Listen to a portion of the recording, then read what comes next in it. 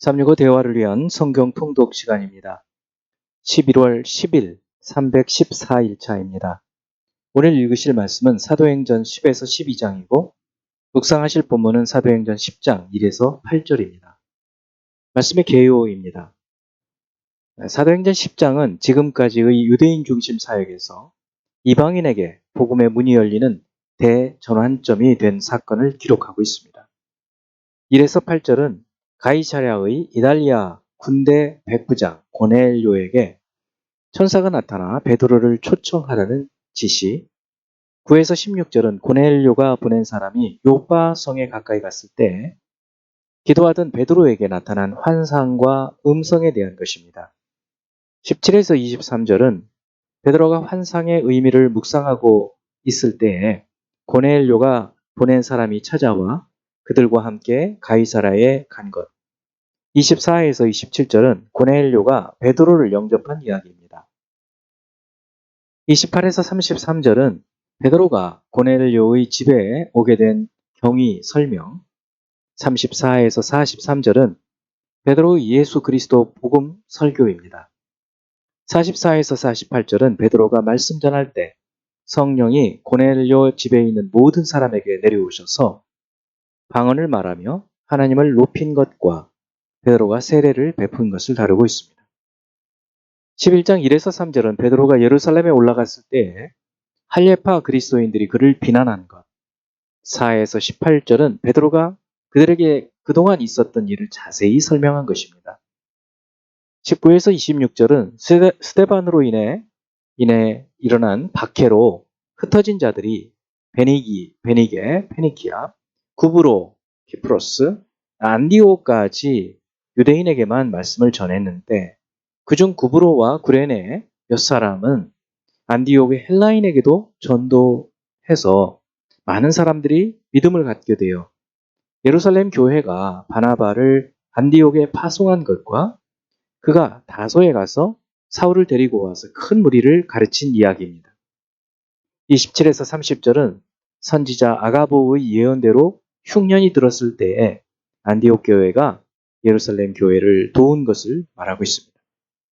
12장 1에서 4절은 헤롯 왕 아그리파 1세죠. 헤롯 왕이 요한의 형제 야고보를 죽이고 베드로를 옥에 가둔 일. 5절은 교회가 간절히 그를 위해 기도한 것을 말하고 있고 6에서 10절은 헤롯이 베드로를 처형하려던 전날 밤에 주의 사자가 그를 구출해낸 것. 11에서 17절은 베드로가 마가의 집에 가서 형제들에게 말한 후 다른 곳으로 간 것. 18에서 19절은 헤롯이 파수꾼들의 책임을 물어 죽이고 가이사라로 간 것을 말합니다. 20에서 25절은 두로와 시돈 사람들이 헤롯이 화친하여 교만해진 사람들과 헤롯이 화친하여 교만해진 이제 헤롯을 심판하신 것과 바나바와 사울이 예루살렘 교회를 부조하는 일을 마치고 안디옥으로 돌아간 것을 다루고 있습니다. 이제 예수 그리스도를 닮아가고자 하는 우리의 목표를 향한 여행을 위해서 질문하고 대답하는 시간을 갖습니다. 첫 번째 10장 1절 가이사라에 고넬료라 하는 사람이 있으니 이달리아 부대라 하는 군대의 백부장이라. 사도행전 10장이 사도행전 전체에서 갖는 의미는 무엇일까요? 9장까지는 복음 전파의 대상이 유대와 사마리아까지였다면 10장부터는 그 대상이 이방인에게 확장되는 전환점이 되고 있습니다. 성령이 이방인 고넬료에게 임하여 유대인과 이방인의 벽을 무너뜨리고 모든 민족으로 제자 삼는 일이 시작되는 것을 우리 사도행전 10장부터 볼 수 있게 되는 것이죠. 두 번째 10장 2절 그가 경건하여 온 집안과 더불어 하나님을 경외하며 백성을 많이 구제하고 하나님께 항상 기도하더니 고넬료는 어떤 사람이었죠? 첫 번째, 경건하여 온 집안과 함께 하나님을 경외하는 사람이었습니다. 사도행전이나 신약 성경에서 하나님을 경외하는 사람이라는 말은 이방인 가운데 유대교로 개종한 사람을 지칭합니다. 둘째, 많은 사람을 구제했던 사람이죠. 셋째는 항상 하나님께 기도하는 사람이었습니다. 이로 미루어 볼 때 고넬료는 유대교로 개종한 신실한 로마 백부장으로 이방인 가운데에서 처음으로 구원받은 사람이 되게 되죠. 세 번째, 11장 2절.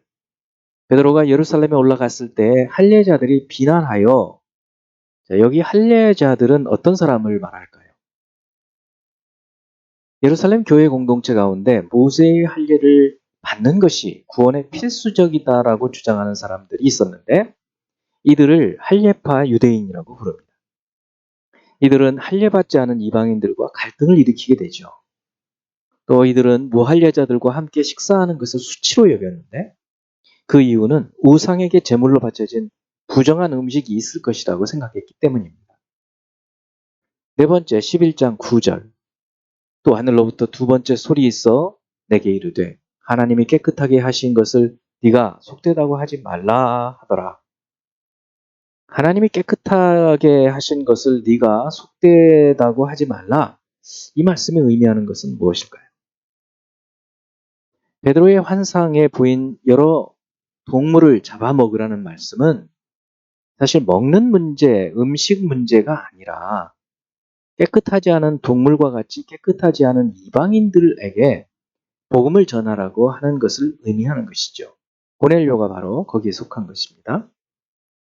베드로는 사도행전 11장 17절의 해석을 통해서 이 환상과 이방인 전도를 연결시킵니다.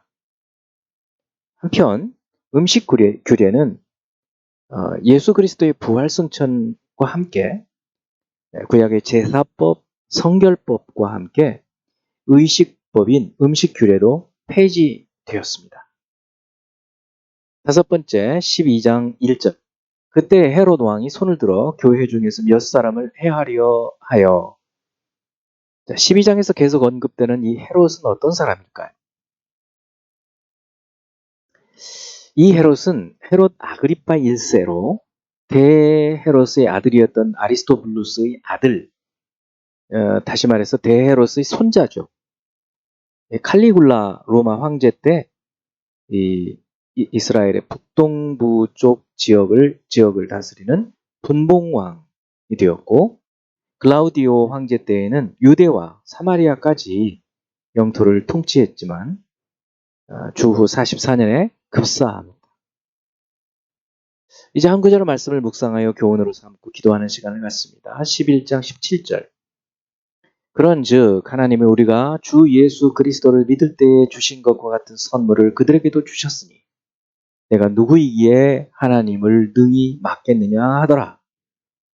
이 말씀은 베드로가 예루살렘 교회 공회 모임에서 총회에서 고넬료에게 세례를 준 것, 그와 함께 식사를 같이 한 것에 대해서 할례파 유대인 그리스도인들이 비난했을 때 했던 말이죠.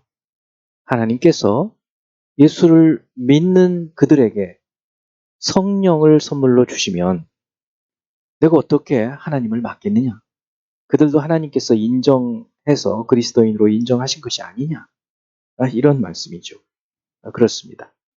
하나님께서 선물로 주신 성령을 예수 믿음으로 받게 된 것을 이제 이방인 사역에서 첫 번째로 보여주시게 된 것이고, 이후로 이제 이방 사회로 복음 전파 선교 사역이 이루어지게 되는 것입니다.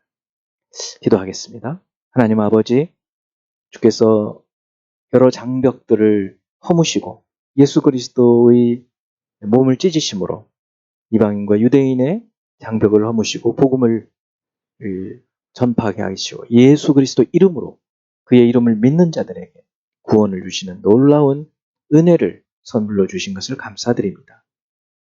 이제 예수 그리스도를 믿는 저희들은 복음에 합당한 삶을 살아가도록 인도하여 주시고 이 생명을 나누는 자유를 주시는 이 복음 증거에 더 힘있게 사역할 수 있도록 도와주시옵소서. 예수 그리스도 이름으로 기도합니다.